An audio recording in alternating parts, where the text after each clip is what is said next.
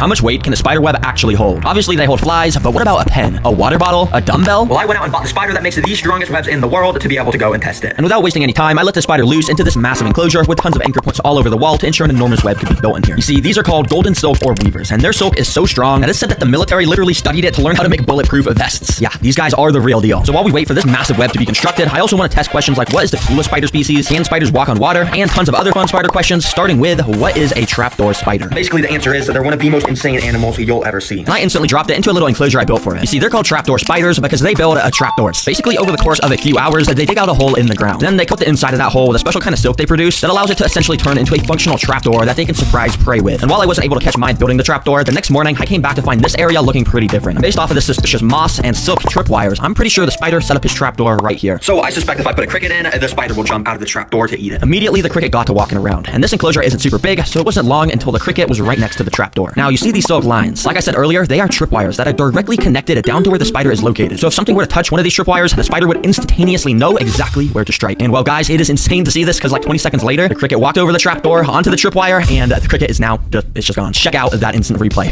Oh my gosh. The fact that the spider is just born with the ability to know to do this is so insane. And if you thought that was cool, while we wait for our golden silk orb weaver to make the strongest web in the world, I still have way more fun spider questions, with the next one being, can spiders walk on water? Yeah, you might be thinking, heck no to Evergreen, are you stupid? If a spider walked on water, it would just fall in and drown. But I think I actually found a spider species that actually can walk on water. And I've heard that they can also do tons of other crazy stuff. So I built it up the perfect environment with both a water and a land area to get this experiment started. Now, I very carefully let the spider loose because obviously, as you can tell, it's extremely large and creepy. And while I have a whole channel about keeping the weirdest pets, I'm still kind of scared of spiders. But eventually, the spider ended up crawling out of the container. All right, now that he's out of that container and on the land section, hopefully he now goes and walks in the water. Let me see if maybe I can move him over there. Oh, he's doing it. Yep, and just like that, the spider started to defy the laws of physics, kinda. I know it looks like the spider is just sort of floating on top of the water, but it actually has completely perfect control to be able to walk around on top, just like it was solid ground. Yeah, it's actually insane, but these spiders are able to do this because of their legs, which are covered with these super tiny water-repellent hairs that make them buoyant on top of the water. But these guys didn't just evolve to walk on the water for nothing. They did it so they could hunt where no other spider could. While most normal spiders just sit on the web all day waiting for the prey to come to them, these guys are active hunters and instead are able to pick up these slightest vibrations in the water to know exactly where the stuff is to attack it. So I want to see if this fishing spider will try and dive under the water for some crickets. This should be very interesting. I've heard crickets are these guys' super favorite food, if that makes sense. Yeah, they really like them though. Yeah, now I was going to try and take my time with this, but you see, I accidentally dropped the cricket in, and right away, the fishing spider went insane and pounced on it without wasting a single second, and the cricket was now just straight up in the fangs of this insane predator. But I didn't really get a good view of it attacking the cricket, so what I actually did was took the cricket from the spider so I could see if I could get the shot one more time. And this time, the spider once again pounced onto the cricket as soon as it saw it. And obviously, it's pretty creepy, and you can see those legs moving. It's very scary, actually. But you could see from under the water, the cricket had no chance of escape, and it was now getting eaten as the spider walked up onto the land to finish eating it there. All right. I'm super